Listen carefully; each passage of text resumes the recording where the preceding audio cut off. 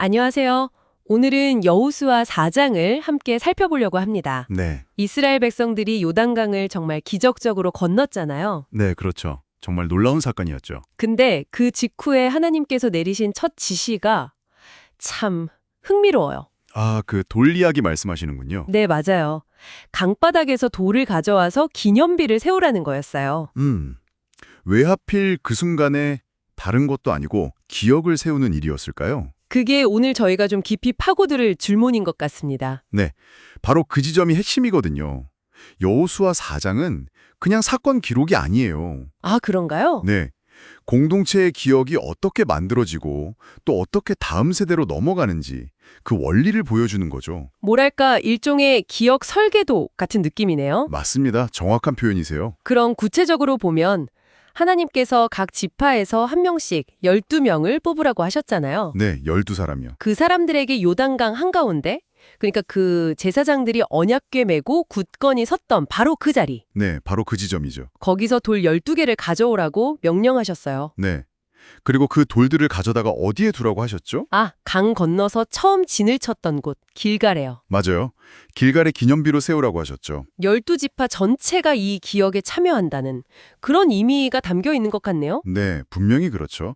그리고 이 돌들에는 아주 명확한 목적이 있었어요. 목적이요? 네, 그냥 기념물이 아니라 표징이 되게 하려는 거였거든요. 눈에 보이는 증거예요. 표징. 아, 그러니까 나중에 후손들이 보고 물어보게 하려는. 정확합니다. 자녀들이 아빠, 엄마, 이 돌들은 뭐예요? 왜 여기 있어요? 이렇게 물을 때를 대비한 거죠. 아하, 그냥 돌멩이가 아니라 질문을 이끌어내는 교육도구였군요. 그렇죠. 살아있는 교육 자료인 셈이죠. 그럼 그 질문에 대한 답은 뭐였을까요? 답은 명료했어요. 얘들아, 이 강, 요단강 물이 하나님의 언약궤 앞에서 갈라졌단다. 아, 우리가 마른 땅을 밟고 건넜다는 그 기적. 네, 바로 그거죠. 그걸 설명해 주라는 거예요. 이 돌들이 이스라엘 자손에게 영원한 기념물, 그러니까 잊히지 않는 역사의 증인이 될 거라고 하셨고요. 영원한 기념물이라. 이걸 좀 더 크게 보면요. 과거에 홍해를 가르셨던 사건 있잖아요. 네, 모세 때요. 그것과 의도적으로 연결시키는 거예요. 아, 같은 맥락으로 보라는 거군요. 네, 여기서 중요한 통찰은 뭐냐면 하나님께서 눈에 보이는 기적, 그러니까 물을 가르거나 돌을 세우는 이런 물리적인 사건을 통해서요. 네. 당신의 능력이나 신실함 같은 보이지 않는 진리를 공동체의 기억 속에 아주 깊이 새기신다는 점이에요. 행동을 통해서 가르치시는 거네요. 그렇죠. 신적인 가르침이죠. 어쩌면 우리가 무언가를 기억하려고 기념품을 두거나 표시를 해두는 거랑 비슷하게 작동할 수도 있고요. 그러네요. 근데 여기서 제가 정말 흥미롭게 본 부분이 또 있어요. 어떤 부분인데요? 요단강 한가운데 그 제사장들이 섰던 바로 그 자리에도 돌 12개를 또 세웠다는 기록이 있더라고요. 아, 네. 구절에 나오죠. 강물이 다시 흐르면 어차피 안 보일 텐데 이건 좀 이상하지 않아요? 그렇죠. 그래서 해석이 좀 필요한 부분인데요. 어떤 의미가 있을까요? 이 보이지 않는 기념비는. 뭐랄까? 보이는 기념비는 공적인 교육을 위한 거라면 이 보이지 않는 기념비는 그 기적이 일어난 근원, 그 현장에 대한 더 깊은 내적인 기억을 위한 장치일 수도 있겠네요. 아, 더 깊은 성찰을 위한. 그럴 수 있겠네요. 네. 그리고 모든 백성이 다 건너고 나서 언약궤를 맨 제사장들이 마지막으로 강에서 올라오잖아요. 네. 그 즉시 요단물이 다시 원래대로 흘러넘쳤다고 기록되어 있어요. 기적의 시작과 끝을 아주 명확하게 보여주는 거죠. 정말 드라마틱하네요. 네. 그리고 이 엄청난 사건이 단순히 강을 건넜다는 것 이상의 효과를 가져왔죠. 아, 네, 맞습니다. 여호수아의 리더십 부분이죠. 네.